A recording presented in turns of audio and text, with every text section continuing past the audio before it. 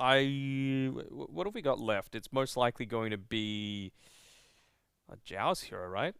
Still to come for Fnatic, unless it's DJ that. I still think it's like a really good Undying game. It's like a hero that helps secure Morphling's lane. Mm. But I just want vision. That's the thing, that's a right? hero that gives vision. The Tombstone, you put it on a high ground, you play around that. It's like really, really good. All of the Tombstone zombies like show you where all the heroes I get are. what you mean, but I kind of want vision before the team fight starts, so you're able to get on top of the Shadow Demon right before he is able to get into position. That's true, but like, who's left? Because Clockwork.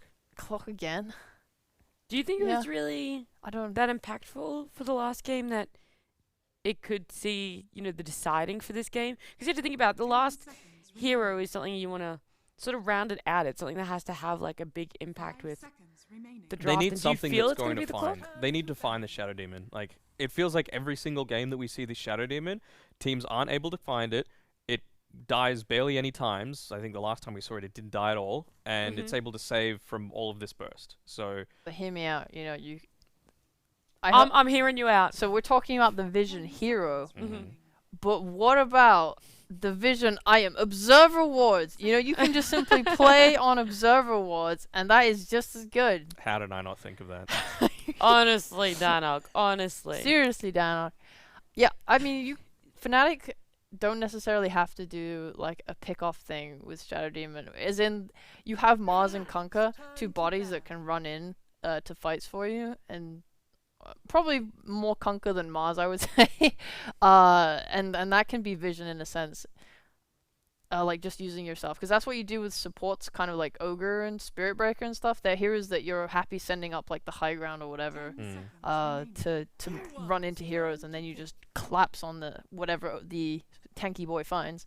So maybe you don't want to do that with Kunkka Mars. Maybe you last pick hero support that is happy to do that. So in a way, Clockwork is actually kind of alright for that. In my mind, like, you've got these two defensive supports on T1, so you want them to utilize some of their defensive capabilities before the real fight has begun. And I feel like Clockwork's great at being able to do that, You want to get on Shabadoo. You want him to use his disruptions so that you can, waveform in and shotgun him into death, right? And then suddenly the team fight is so much more heavily in your favor because you don't have, for example, a demonic purge being put onto your Kunkka. He's actually able to do something in these team fights. I'm with you. I would be happy to see Clock again. I think it would be nice. But what does T1 want to go for? That's the real question as well. It's most likely going to be Savage's hero, and it's a Luna. Okay, I mean, it works well with both the Io and the Shadow Demon. This is, of course, much more of a... Would you even call it 4 Protect 1? I mean, Cuckoo gets pretty damn greedy on his Doom whenever he looks to... If 4 Protect 1, it's like 2 Protect 3. Yeah, There's not enough baby protectors for the babies. Yeah, pretty much. Luna's going to be a big girl for sure when she gets all the assistance coming through from the Io and the Shadow Demon. I'm just having a think about how the lane would be as well if you went the Clockwork. Like, it's not the easiest time. Sounds hard. Yeah. Because disruption just makes it so that you're never gonna really be able to kill him. Like in a one-on-one situation. Well, at least it's hard. It's hard, but it'd be not more likely to impossible. be the Io paired together with a Luna, though, wouldn't it? I don't think that's necessarily true. They probably just choose what's best, like depending on lane matchups. Don't hate it. I think it's fine. Anytime I see an Io, I'm like, all right, what are things that are going to work well when you know two heroes are going to be near each other? Grim is one, Lich is another. We saw Ragdoll play it earlier in Division 2. Didn't work out too well for them. Wyvern, things like that. So, yeah, Grimstroke's totally fine for me. You're going to get a lot of stuns off. You're going to get double adaptive strikes as well. It's a pretty effective tool to be able to have. So, yeah, don't hate the Grimstroke at all. Does it give you enough confidence to say that Fnatic might be taking this series off of T1? I think they've got a chance. I mean... What do you have that's really going to go deep onto the backlines and cause grief for Lion and Grimstroke outside of Carl's Ember Spirit? Nothing, right? Like, it needs to be relocate onto them. And as long as your positioning's good, and especially once they pick up something like the Blink Dagger and are able to reposition themselves, I feel like the supports are actually going to have a pretty decent time on Fnatic. I'm just worried about the Doom and how effective that's going to be. Yeah, I can see Doom being a big issue with Fnatic's lineup. And also, they don't actually have like a pairing for Morphling. Morphling's like a fine hero by himself, but usually you want something like Spirit Breaker, Sand King, Dark Willow, anything. Earthshaker. None of that exists in this game, so you're playing into a Shadow Demon as well, which just makes your life as a core really hard, especially when you're like the big carry. So I like T1's more, but again, these two teams are super well matched. Yeah. It definitely will be a great game no matter what. And on that topic, we do have game number 3 starting. It's going to be GoDz and John again.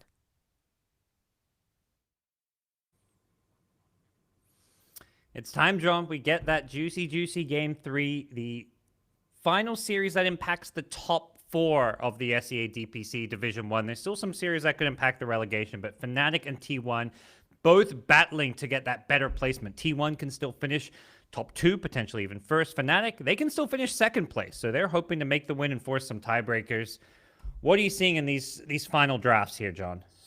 I mean, we were having a bit of conversation there, Parker, about the drafts. I mean, you've got the Io combination, you've got the Luna with the Shadow Demon combination, you've got the Illusion spam, but Fnatic and the Morphling can go for the burst damage here. You've got great control on your line. You've got the Grimstroke to punish the illusions and get some of those illusions back as well with a Dark Portrait if the game goes long enough and DJ finds that farm, which he tends to. You know, we saw his Clockwork last time get the Ags as well, so getting that on the Grimstroke shouldn't be a big deal. They've got the X to deal with the IO. It's all based in execution. We just got to see that come out for Fnatic. Yeah, I personally love Fnatic's draft. I think this is a huge outdraft. That's not to say I think Fnatic's are going to win. So much of Dota comes down to execution, how the lanes start. But the lack of control on T1's side is a little concerning. This last pick, Luna, seemed like the best carry available after the Morph pick came out. They picked the Morph, and they had final pick, 10th pick of the draft, and picked a support. And the reason they do that is because they want to make sure this Morph isn't banned. They're like, this Morph is uncounterable. Let's pick it. And then they get a last pick on a Grimstroke to counter a Luna. Like, this Dark Portrait is crippling for Luna. Usually you're picking Luna, have to ban Grim. That, to me, Fnatic is in a really good spot with their draft. Yeah, they really are. And there's a point by the panel that there aren't the greatest Morphling combinations here as well. Yeah. I think it's actually wrong. Like, you have an enemy Ember, and we've seen that Ember play against itself really badly. Like, Morphling in Ember form's actually really scary with a control, with burn damage. A bit of an engagement over the runes. Let's see how far they commit here. Yeah, 2 here. Earth Spike into a God's Rebuke. Some good damage from Fnatic. Even though they don't get the rune, they're probably just going to be happy with the harass they're dealing here. Force out some regen, perhaps. Luna already chewing through some Tangos and even being salved up here for the lane. So, not the ideal start for the Fnatic, for the T1 safe lane. But when we talk about T1's draft and their strength, the thing that stands out first and foremost to me is going to be Shadow Demon Luna as a combo, and also just Io tethering and buffing up the Luna as well. Like, that is going to be a scary Luna if she gets some good farm. Yeah, it can really escalate fast. We saw T1 in game 1 kind of go for that steroid build. And it was on the wrong hero. Like, Kunkka is really not something that uses attack speed great. Luna with an IO is a different story. It's a lot of damage you can pump out, a lot of good scaling, a lot of good farm that Savage can focus on as well. And I think that's something that Fnatic will have to focus on. Taking a look at that bot lane, though, we've got Zephyr and Cuckoo on the Doom IO. So a lot of sustain to keep Cuckoo in that lane. John, you're well doing a good job of just dropping Zephyr as low as possible and giving Raven that space to farm. So this is more than likely just going to end up a very even farming lane. You can kind of get aggressive here, especially once you hit level 3 on Raven. He's got at least the attribute shift to sustain himself if someone overextends, and you can turn it around from there. Yeah. But it's hard to see a Doom dropping low with an Eye on the side. And there's just so much regen on hand. It's going to be hard to burn through Cuckoo, so you can expect that bot lane to be probably the most static one focused on farm. Maybe some pressure can come out later on with like an adaptive strike as well for some damage. But like you say, probably passive, probably farming. That's what Dooms and Morphlings usually want to do. I mean, T1 love to play this offlane Doom. That's also, I mean, when you look at their lineup and strength, having Cuckoo on Doom is usually a recipe for success for this team. And we'll see if it's going to work out for them. Taking a peek at some of our other lanes. You know, mid lane, we've seen a lot of action today, particularly with Yopaj. He was getting a lot of solo kills. This time around, Armel versus Carl. So far, Armel, a bit of a deny advantage, doing pretty well. Are you expecting, you know, a winner in this mid lane when it comes to the Kunkka versus Ember? I think the Kunkka has a lot of a better time in the initial levels. It's by level 6 where it feels a little bit better for Carl, but there's always the X, but you do have ways of dodging that control from the Kunkka, so it's on a bit of a knife's edge. Armel's doing a great job of just using Tidebringer to get his farm up. Wave clear's a lot easier for Armel to pull off. He doesn't expend mana for it, and it's really easy to line up for the Torrent as well on a melee hero. So Carl has to watch when he comes in on that creep wave. might get punished, and he can't really block off Tidebringer with his shield as well, so RML can kind of win out in the trades, but it's not like Karl falls completely behind. Still, the slight lead does mean RML should have a good time riding to 6, and really comes down to support rotations. When you think about Fnatic supports, they've got a Lion. So if he does come in by that level 6 timing, if Januel sees the opportunity, getting the chain stuns off to an Ember who might not have Remnant up could change the pacing of the game just by finding a nice simple pick off on mid. It's been a fun little battle to watch. Bit of a, game where Armel's trying to harass him with a Tidebringer, Karl's trying to dodge it with a Sleight of Fist. Bit of a battle over the small camp being dewarded as well. Armel making sure he's got that camp to farm. He's going to X and go for a torrent play here. Doesn't have a Tidebringer for a couple of seconds, so this is just to force out the Flame Guard. Not really a threat on Karl's life right now, but if he gets hit by another Tidebringer, that could quickly change. Karl going for that rune just to get himself some more sustain for this lane where Armel is being a bit of a bully. Double Bracer makes it a lot harder to deal with him. Yep, it's a very tanky guy, lots of good strength, so you can't really burn through him as the Ember. It does lead to a bit more of static time. All the lanes kind of ending up in that static way as well. Not just mid, not just bot, even the top lane's been very focused in on farm. No first blood yet, almost 4 minutes in. Expecting that around mid, seeing some support movement out already. A little bit of poke and prod here for the water runes as well. Yep. Armel gets one, and he's going to have the other one secured by his support. We'll see if Armel himself picks it up, or if it's just going to be claimed by DJ. It looks like he's going to try to leave it for Armel. As Armel doing a lot of pressure on this mid lane. This does mean Jabs has been left alone. This is the kind of downside of your support rotating off for those runes. With all these poison stacks, they're tipping. They feel like they've got this kill. 6 stacks, 1 more poison, that's 7, and that's first blood going the way of Whitemon. That's a nice pickup to get. Unfortunate that they couldn't transfer that onto Savage, but they're just really securing this Luna lane. Good amount of farm onto Savage, slowing down the Mars as well.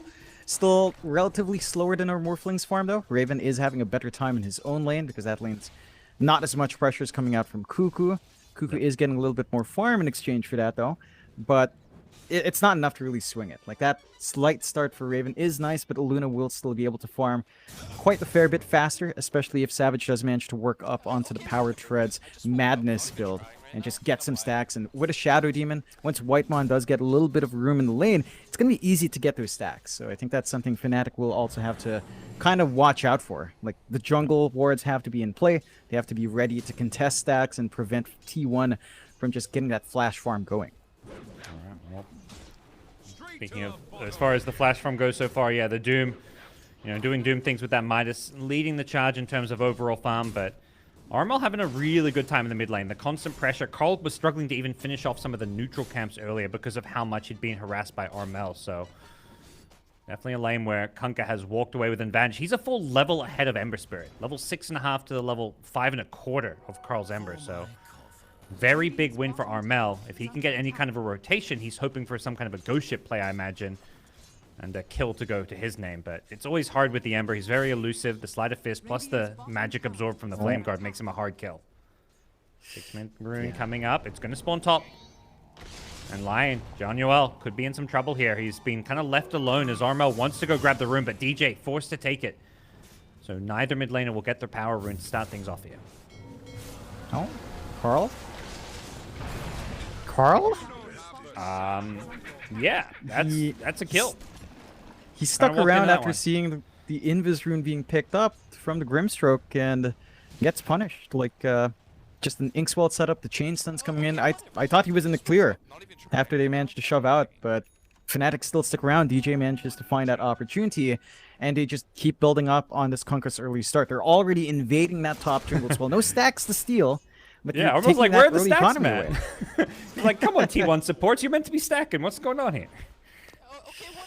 Yeah, it's not the biggest loss. Whitemon will probably start stacking now, noticing that there's only one camp to build up.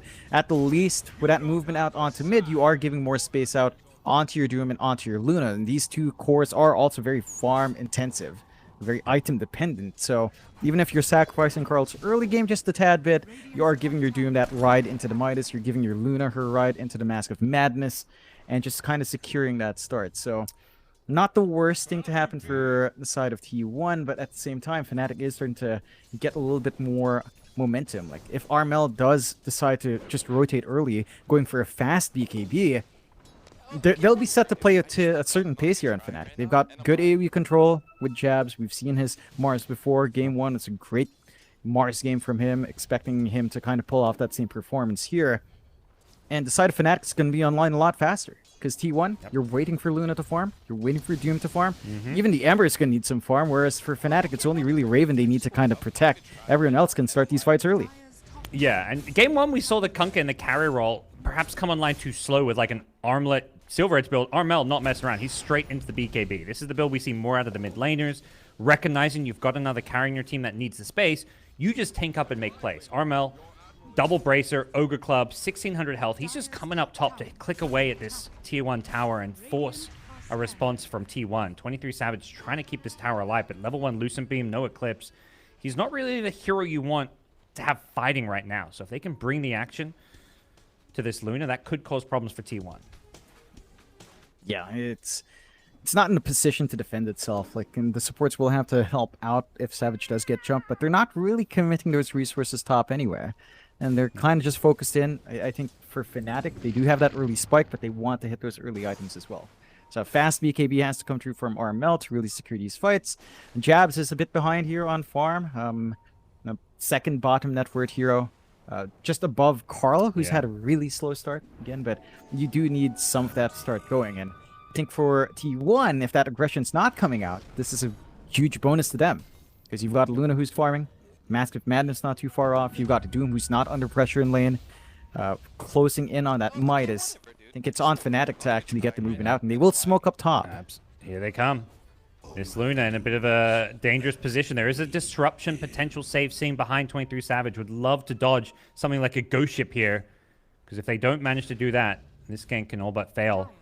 Does have the bonus night vision too. So if this smoke pops, 23 Savage will see them first. That max out Luna blessing. Yeah, they're pinging it. They've seen DJ. They know this gank is coming.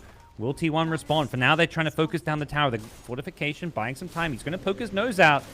Inkswell going to start things off here. They get the arena. The spear going to be off the mark, but now the disruption could set up a torrent ghost ship, but it looks like Fnatic are just going to hightail it out of there. They see the TPs coming in, and they read the writing on the wall, which is a dead Grimstroke. Yep. Nice, clean kill. They force out the arena use as well. First arena coming out there, not to the best effect. They will still go, though. Yeah. They re-engage with the ghost ship. They don't seem to have the damage, though. And 23 Savage will hold his ground and be A-okay here in the top lane. So good hold from T1 for now, knowing that there's just not as much threat without the supports. Yeah. It's tricky for Fnatic. Like, they have to deal with the IO sustain. You already have that casual headdress up, amplifying even more regen on the tether. So it's hard here to pin down. And now Savage has the Mask of Madness, so he can just clear out the creep wave, shove it back out, protect that tier 1, and keep farming. Like, this is buying some much needed space for Carl to get some gold onto himself. He's got the phase boots, not too far off from the Orb of Corrosion, so you are actually hitting that early Ember timing in terms of joining some fights and dealing a lot of good damage with that Sleight of Fist. It's still set to line up for Carl, and Kuku's just free in the bot lane. So you are getting a lot of space out on the map because of that movement up. Sure, you could argue Raven's farming on his Morph. He's got the Perseverance up, but you still have to consider that farming pace of Morph isn't that quick. Although he is ahead now, but you can expect that Doom to start overtaking. Even Savage, once he gets some of these stacks, will start to close that gap a lot. Yeah, the nice news for Morphling is he found that Possessed Mask, so that's just allowed him to sustain himself and just farm whatever jungle camps he wants. I like this move. They actually bring in Raven to finish off the push, recognizing that he's, the best building hitter they have. He takes out the tier 1 tower, leaving the Kunkka to farm up the Ancients, the jungle stacks, trying to finish off that BKB, because when Armor gets that BKB, they can kind of pick and choose their fights at will. Not to mention Raven getting closer and closer to a Lincoln Sphere. So we could even see some early involvement from his Morphling, because as you mentioned at the start, there is one pretty good target for him to morph into, and that is that enemy Ember Spirit, giving him a lot of control and lockdown. Yeah, that's a big one. Carl gets silenced up. He does not get hit by the torrent, and he will be able to get the beetle off of him to get out of the silence, so no harm, no foul. It is a pretty sad sign for T1 that Carl hasn't had the best rune control. It's now 2 levels behind the Kunkka. Oh. Disruption to set it up into a relocate, but Jabs, he just arenas and keeps him out. He says nobody's welcome. Locks the door and bunkers in. The Doom's there, but doesn't want to use the Doom. Can they actually chase down Jabs? They've got 4 poisons, but it's not enough. The Earthquake shows up, but there's going to be the X boat. It's onto the Shadow Demon. Unfortunately, he couldn't find the Io Luna with it. That would have been perhaps the bigger kill, but they will... Jabs, what an arena. That was so funny to watch. Yeah, great defensive arena. You rarely see that. Just blocking everyone out, buying you the time to get home. And Jabs, sure, he's not going to have arena for the next fight. You did cut off T1 from the relocate place. So that's time where Savage wasn't farming. That's time where they're not shutting out a lane. They get to regroup for mid. X mid. He dodges the Torrent. The line's still waiting in the trees. Earth Spike from the trees. Can he hit it, Carl? Fortunately, doesn't get found by it, and then he's going to instantly jump in and go on Januel. Potential spear not up for Jab, so there wasn't any risk there for the Ember's life, and luckily for Carl, that Earth Spike did miss. Yeah, it does. And that response from T1 does hold off in mid-push, so Fnatic can't quite clean up the objective, but they are going for the smoke play. They've still got the finger here on Januel, so they've got the burst damage on hand, and again, Armel's got that fresh BKB, so he can take point. Issue is, they don't really have good targets to go for. No forward vision in the triangle. They get the scan, but they've got to walk in blind. They're going to make the move. They don't have a couple of heroes here just yet. The Mars and Grimstroke are headed this way, and Whitemon trying to hide in the trees. Gets found by the Spear Torrent combo. That's going to be another kill going the way of Fnatic. Armel continuing his dominance over this game. 3-0 on the Kunkka.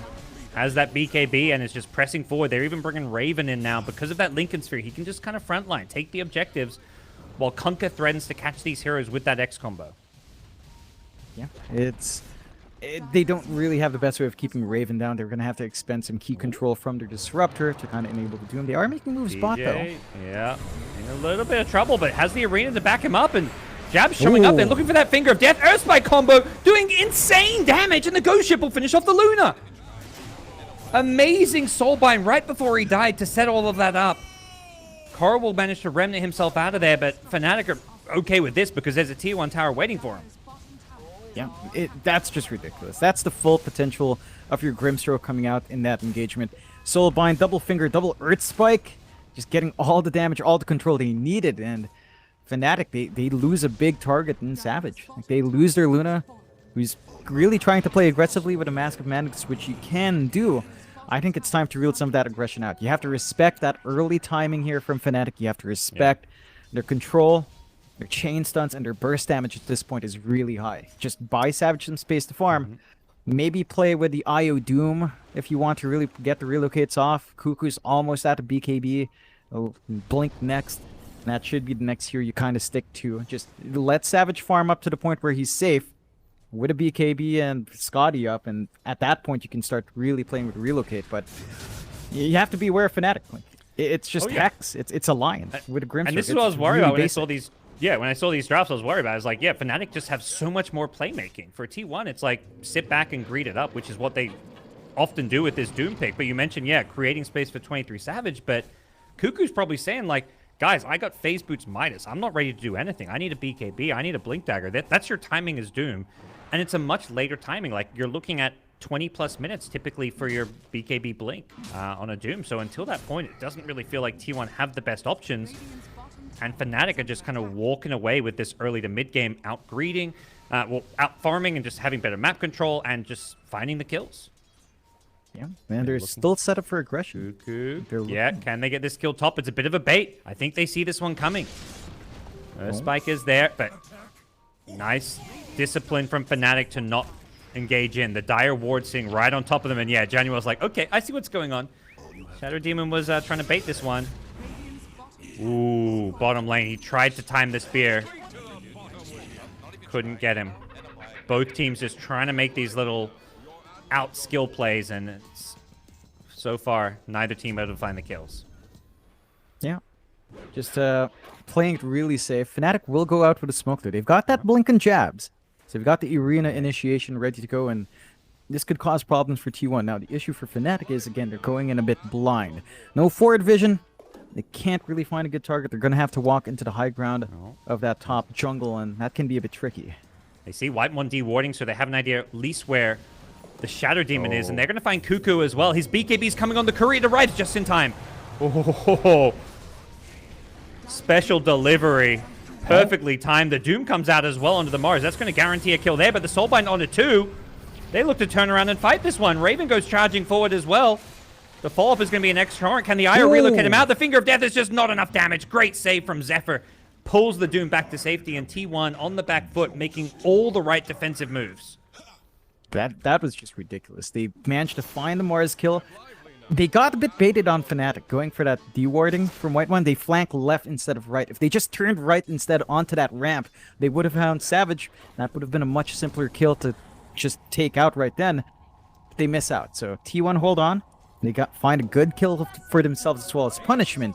They do expend Doom, and they do expend those early BKB charges. I don't think they mind. They're just playing that slow game, stalling out, riding through this high spike of Fnatic.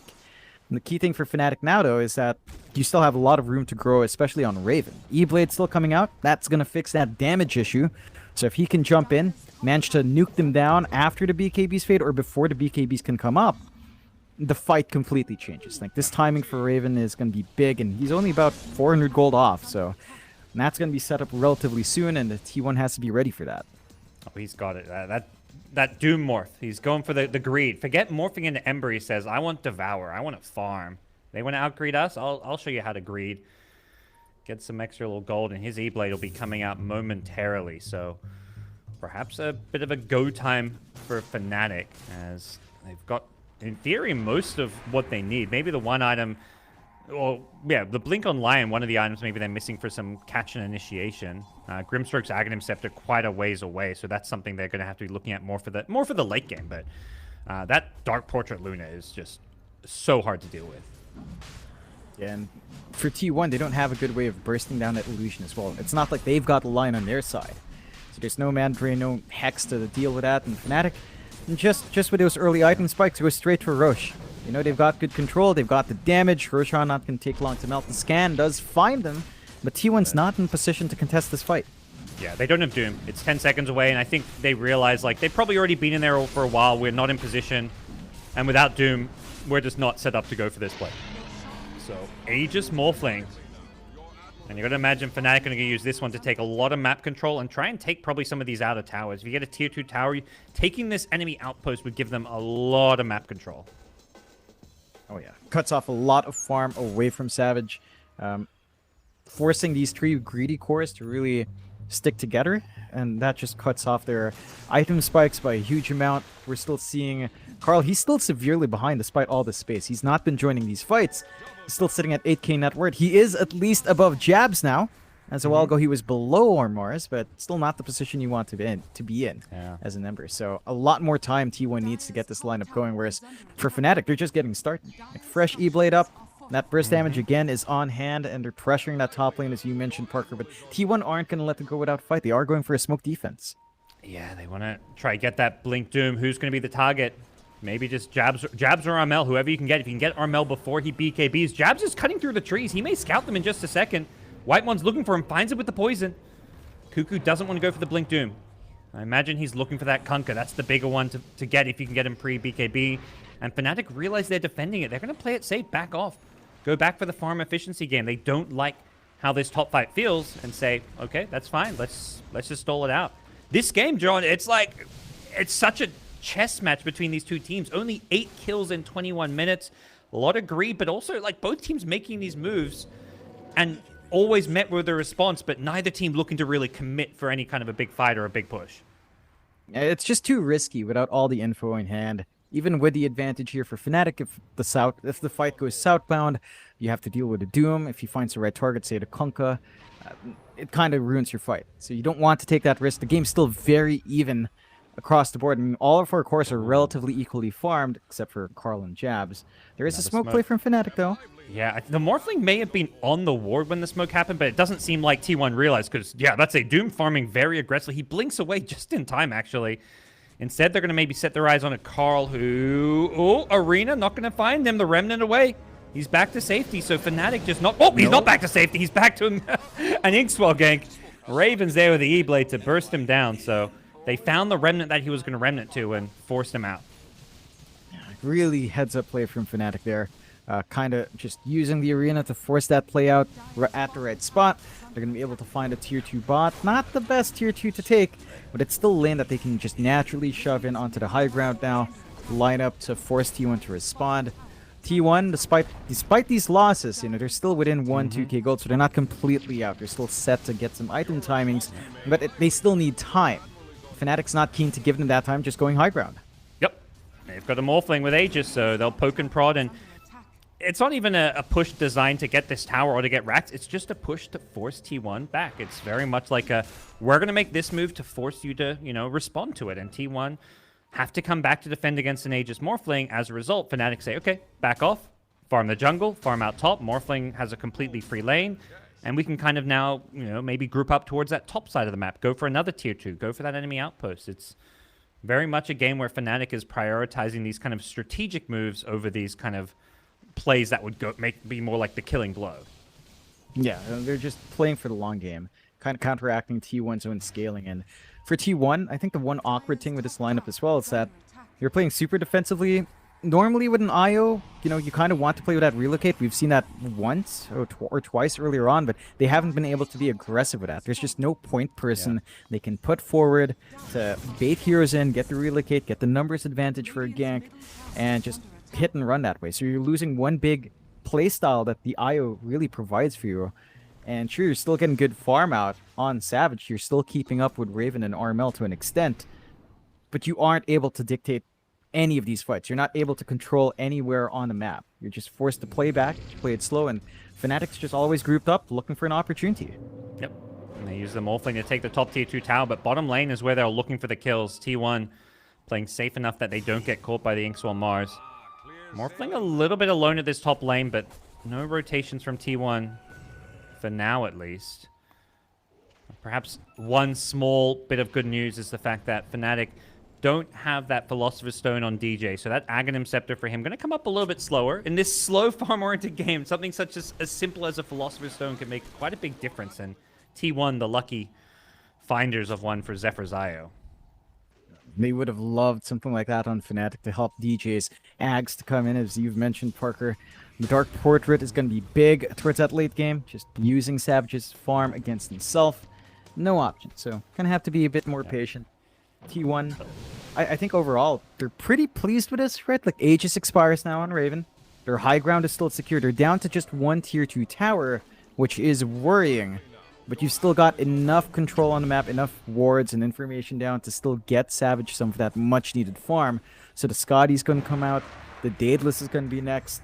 You just need to kind of find a way to control up the Morphling this fight. Just break through that Lincoln somehow and get the Doom off. And that already kind of takes care of one problem. If not the Morphling, then it has to be Armel's Kunkka. Like, one of these two heroes has to go with that Doom, and it's a lot of pressure on Cuckoo there. And they're all itemizing just to buff up their Morphling. Like, AC on Kunkka helps the Kunkka, too, do more damage, but it's an item that the Morphling benefits from. On the Mars, you've got a Vlad's queued up, so all of these Aura team items to give Raven a better and better game. Something that we'll see how T1 respond to. I mean, this is the kind of pace of game that T1, I'm sure, are fine with because of the fact that they've gone for this greedy Doom draft of theirs. The Luna continues to farm, and both teams continue to maintain this status quo. A 3k gold difference at 26 minutes in is absolutely nothing with the amount of farm on both these teams right now. It's not even on the cores, that farm difference. Smoke play from T1, and Carl does break his. Doesn't look like he'll find an angle, but if you actually look at the net worth here, GoDz, again, like, all the cores are fairly evenly farmed. There is a bit of a lead from Raven. That's just about 1k over Savage. It's fairly even for cores. I think the difference is actually lying mainly on DJ and Raven. So that little 4k lead's kind of amounting to a support difference, and very slightly for the Morph, but not enough to give the Morph like another major item on top to set him apart. I think that, again, gives T1 tools. They're not too far behind here, despite looking 4k behind. They've still got angles to play with. It is hurting them that Carl is severely underfarmed, though. They really have decided that the Ember is going to get the short end of the stick compared to our Doom, compared to our Luna. BKB Maelstrom with the Orb Corrosion and Face Boots is enough to do some damage, but you're not at the full potential of that Ember, and it does make it harder for Carl to playmake, as he's probably the best playmaker next to Doom without Doom up. Oh, Well, he's not going to get a chance to play make if he's stunned up like this. Oof. Jabs finds him with the spear. And both teams unleash the voice lines. They're like, oh, it's a kill. What's going on? It's been like 15 minutes since a kill. We don't know what to do. It's a massive kill too. Like without Carl, it's hard for them to secure any of the lanes from being shoved out, and opens up a bit of a high ground play. Still a bit of a tricky high ground. Aren't going to fully commit, but they poke and prod and keep T1 on their toes. They're kind of just pushed back to play in their protected base right now on T1 side. This is almost reminiscent of game 1 with what happened to T1, but they've got more items to play with. So it's not like they're completely scared. It's not like they're completely shut down from scaling. But something's got to give soon, because Fnatic's hitting those item spikes you mentioned, Parker. AC is already up for Armel. He's going for the Hex next. That's going to be really easy to control that Ember or Luna or anyone else, really. Wither Lion control as well. And for T1, if this game gets harder and harder. I mean, they are scaling. This is a lineup that scales, but it does feel like the game's not going their way despite the game taking longer than it feels like it should be. Like we are reaching that point where the power spikes are lining up and the item spikes are lining up, but Fnatic's Wither farm is going to be able to keep up. And I just feel like even though, you know, T1 have these 3 greedy cores, they still lack a bit of that playmaking potential. Like they're going to entirely rely on like some of these late game dooms to take out a Fnatic hero, but like their support's lacking disable, whereas you compare it to Fnatic, we've seen Jabs find kills with the spear. Lion, a hero, you know. Lion can set up for a Morphling to kill any hero in the game if you get somebody with a Blink Hex into Earth Spike. You know, Kunkka to a certain extent can at least force BKBs with his X, so it just feels like there's a lot more Fnatic can do to make moves to catch off heroes, whereas T1 are kind of just, you know, hoping to sit back and have Fnatic overcommit onto them. Yeah, it does feel like that. They're banking on that mistake to happen for them to kind of bounce back in. And it's always hard when your game plan is banking on a mistake, because you kind of expect your enemy to slip up. Fnatic's been very disciplined in this game, and they have been throughout the series. They've just been very on point with when they choose to go out, when they choose to rotate. T1 will smoke up, so it looks like they want to force something out here. There is a Roche they could play for as well. John pops the smoke, immediately blinks away. Jabs also has a blink if need be, but he's looking to use offensively. Charges forward, finds the Io. That's a big target if they can burst him down. The Torrent follow-up isn't going to land. Zephyr keeps himself alive for now, and Jabs' BKB going to be wearing off the X-Boat onto Zephyr's Io, pulls him back in. Have they got the damage to finish this kill off? With the Mars BKB ending, they lose Jabs here, and into the Roshan pit, T1 are considering going. Armel's got no BKB, so a bit of an uncoordinated fight for Fnatic. Their discipline perhaps showing a bit of a lapse there. They just didn't have the follow-up damage to kill the Io. Yeah, they've still got a way of fighting into that Roche though. Just casual torrents coming out. They've still got the Soulbind as well, so they're going to go for that smoke angle here. Yep.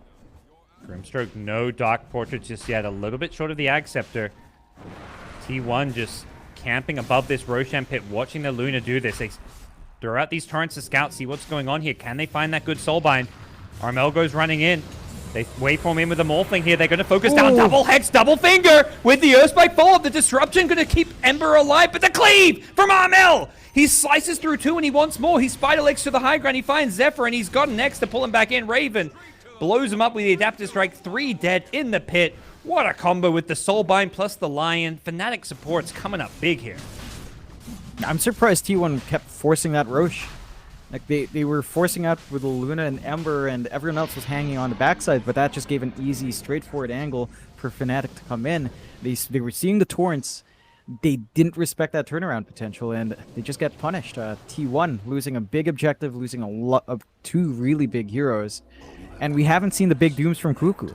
He was alive. He managed to pop Blinkins with a Fey Grenade, but by then his 2 cores were dead, so no real purpose for it. And Fnatic, they're really set up for the high ground now. Like, Age is up, they've got the damage, they've got the control. It's gonna look rough for T1 on the defense. Yep, they've got to wait 10 seconds for Luna and Ember to respawn. They've got the Ags on Grimstroke coming out as well. Spear in the trees with the Fire Trail. Jabs recognizing that a lot of this game is being played around the jungle, trying to do what he can to poke and prod. The Kunkka says, enough's enough. We've got, you know, Aegis lasts 5 minutes. You don't have to just ram your head into a wall and try and break high ground the second you get an Aegis. They're going to try and take it a bit more methodically. Fall back, get some map control, deward some of the T1 vision now that they're back alive, and look for that next good fight. They can just take all the time they want now on Fnatic side. T1 with a 13k deficit, and you are pulling well in the way now in your cores. There is a farm difference coming through. Jab has managed to overtake Carl once more. The Ember is just, it really doesn't have a great game here. Like, Carl has not been able to do Ember things. You know, he still has some power spikes down the line here, Parker. Ag's timing's a big one, but he's just not been able to work the map. He's not been able to weave in and out of these fights with the remnants and burst someone down. Fnatic's response has been really good, and for the most part, Carl's been standing forward for the team. You know, he's been taking the lanes and getting rotated on with the blink, with the spears up. He's been standing in front in these fights and getting punished for it. So T1 has got to find a way to take these fights, because similar to Game 1, right? The Game 1 issue for T1 was also down to support control and initiation. It felt like they were lacking. It's starting to come out here again, where you do have some initiators in your Doom and to an extent your Ember, but it's such a big commitment to have Cuckoo jump in first that you don't really want to risk that. And he's not really jumping he's jumping the front lines. He's not getting those supports at the back. The one here who can maybe get the supports is the Ember, but he doesn't have the farm. This isn't like that, you know, the player we've seen play a lot of Ember, Yopaj, where he's late game has like Ag's Refresher. He's constantly just jumping the supports, solo killing them. If this Ember was having a better game, maybe we'd see Fnatic's support struggling to play these team fights or having to position and play more defensively. So as a result, Fnatic in a really good position to break high ground. They put the Observer on the high ground. It gets scouted out by a sentry, so they know Fnatic are here, setting up with some vision, and they shouldn't be caught by surprise. But Raven on the high ground has the backup. They blink in, break the Lincolns. There's going to be a disruption coming out from Whitemore. There's the follow-up arena with the Soulbind. Double finger. The Ghost Ship come flying in. The disruption not there because it was used offensively, and Raven with that BKB just using it to make sure that he doesn't go down once he used on that first live. And now they're going to focus down the racks here. The Dark Portrait helping them out, keeping T1 at bay. Should be a full lane of racks here, even through the backdoor protection. The creeps are going to arrive, and Fnatic say, thank you very much, T1. We'll happily take your top lane. Yep. Nice, easy cleanup. Immediate forced buyback as well onto Cuckoo. They do still hold on to the Doom for T1. They managed to break Lincoln's, but you can't really Doom an Aegis target, right? The Raven with the Aegis is just so well protected. He still has a minute and a half. So T1 doesn't have that frontline jump that you mentioned Cuckoo wants to go for. They can't even do that with the Aegis protections. They've got to wait it out. And it's such a long period to wait. Fnatic can just do so much more. One lane of racks in. T1's going to be forced to respond there. At the least with an Ember, you have a highly mobile hero who can kind of ensure that lane's always shoved out and still go to other lanes as well. But you are kind of stuck in a very rough spot now for T1. Not much room left to farm. Yeah. You still need a lot more in your Doom. You want that, or you want a refresh here for Cuckoo. He's just trying to go for an Aeon disc now to ensure he doesn't get immediately bursted. Let me tell you, the Soulbind combos coming out from Fnatic, like we have seen a few Grimstroke line games. Fnatic's the one to really use it well, right? Like double Hex, double Finger, double E-Blade, all of the doubles coming through, ripping up T1 apart before the BKBs can fly out. It's insane. Doom, this is a dieback if he gets caught, but they just force out the defensive disruption. So now that's on cooldown. Lion being jumped by the BKB Ember. Carl recognizing they've got to deal with these supports. But while Morphling takes the base here, Fnatic have lost their Lion. Doom comes out onto the Morphling. He's still got the Aegis though, so he's just going to lose his first life here. There's no second Doom though. And Fnatic are going to try force this fight. They get the X to pull back the Luna, but the BKB is there. The Arena going to keep him trapped in place, and Cuckoo, without a BKB, he can't escape this one. Gets bailed out for a little bit. The Eye are relocating him back to safety, but that means the Luna's got no protection. Zephyr had to save the Doom, and that means without a Luna, this could be all over, but they do have the buyback still, so Jabs in the front lanes will overcommit, will end up going down, dropping a gem in the process. So Fnatic losing numbers here. No Lion buyback meant they may just have to disengage and hope to get Raven out of here without any further casualties. They're trying to chase and bring down the Morphling, but that's easier said than done. They just don't have the lockdown. They don't have any stuns on their team, really, except like the Ember Searing Chains as a root. It is just so hard for them to get these kills. It really is. And T1, and they cut their losses at least. They only lose their racks mid. They're not getting mega creeped on the bot lane. Their tier 4s are still sort of protected, but they're way too behind. And this is insanity, gods, right? Like 12-6 with a 21k lead. one of the bigger leads we've seen at this time. At the same time, with not many kills. It's really just down to Fnatic playing a clean game, farming up, denying a lot of the map away from T1 to build up. And for T1, they are just too far behind now under course. They need so much more on Luna, so much more on Doom, and oh god. Finger, not enough damage, but the follow-up from the Morphling, that sure as hell is enough damage. And if the Luna dies, it could just be game over. Savage has to BKB out of the X. They're not going to try and follow and chase her down. They've got the Dark Portrait. That's perhaps what they really wanted, the Luna illusion to press forward with, but 2 lanes of Rax already claimed. They're just going to leave that Luna in the mid lane to poke at the tier 4 towers. It's not going to last for too much longer as they swing bottom. And they want to press high ground. The IO does have a buyback, so Fnatic do need to be a little bit careful. No Doom for 20 seconds. Not sure how aware Fnatic are of the exact cooldown on this one, but they're going to X up Raven in the front lines. They can always pull him back to safety, just slow and steady. Fnatic, happy to be the tortoise of this race. And they're not in any rush to close it out, but with a 23k gold lead, feels like that is the direction this game is headed unless T1 can come up with some kind of miraculous play. Yeah, and it's so hard to see that miraculous play. I think you've got to get the perfect angle on Cuckoo. You've got to be able to jump the back line here on Carl, isolate the line, isolate the Grimstroke before Soulbind is up. Way easier said than done. And you are seeing just a lot coming through from Fnatic. They've got so many angles to take in these fights. They've got a lot of options to start. They've got all the resources they need to enable that. And for Fnatic, well, we're almost to the point where Roshan can respawn. They probably could just step back, take Roshan first, go back to the last set of racks, and force this game out. T1 are going to go for that smoke play, though, Parker. So we'll see if they find that angle. Again, very blind here. But if they catch one out, they could hold on.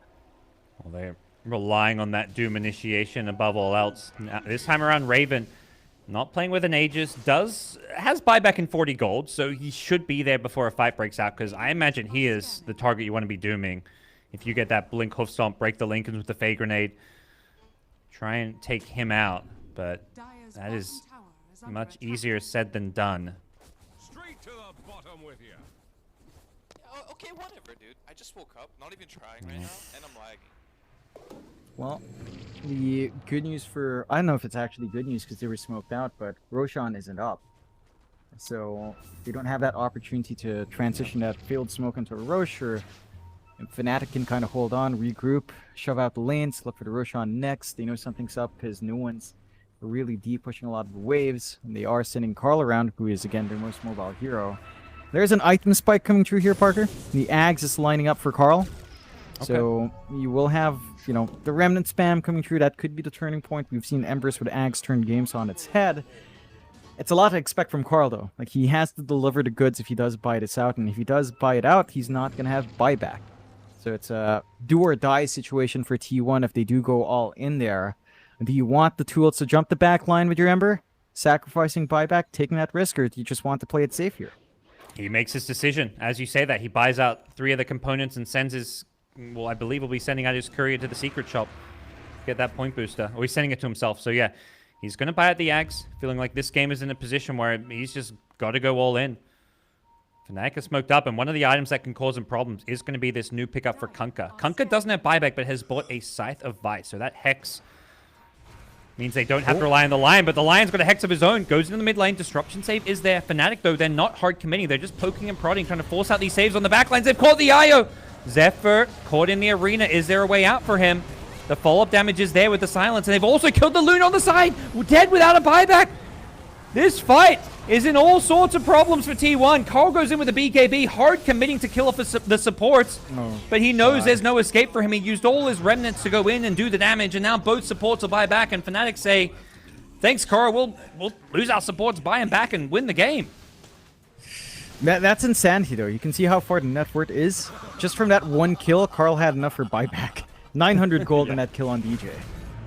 Well, he's charging forward with that buyback. They don't have the Luna, and they're going to instantly lose. Whitemon Cuckoo dies as well. They're rooted up by the Ember. He's poking and prodding. He doesn't have many Fire Remnant charges. He's got none, in fact, to play around. Zephyr and Whitemon, the 2 T1 supports, just watching Fnatic and wondering, what the hell do we do here? Without Luna, without the Doom, they didn't even get a Doom off in that fight. This could just be the end for T1. They won't GG out. They'll make Fnatic earn it. They do end up getting the buyback on the Doom now. Charging forward, but he gets hexed up before he can even use the Doom. There's going to be a disruption to stop him getting ghost shipped here, but the throne is going down, and it's game over. Fnatic have forced a three-way tie here in the SEA DPC League. Fnatic, T1, and SMG will be playing some tiebreakers, and boom, they're watching saying, thanks, Fnatic, we just got first place. Yeah, Boom's going to be very happy. T1 not so, but Fnatic play a great set of games. You know, and they were very patient in game 1. Game 2 maybe went away from them, but game 3 was also very patient coming out, and they managed to make it work. They play so well with combinations they had here, Parker. You know, they've got the double hex, the double finger, all coming through, and it was really impactful. Like, that's not something you normally see teams emphasize when you've got Line and Grimstroke. It's a bonus, but it's not something you really gun for. But Fnatic managed to make use of it every single time, catching out the Io and Luna in a lot of cases and keeping Carl down. And they just play great. They're the better team, and we're going to have to see who's going to come out as the better team in that three-way tie.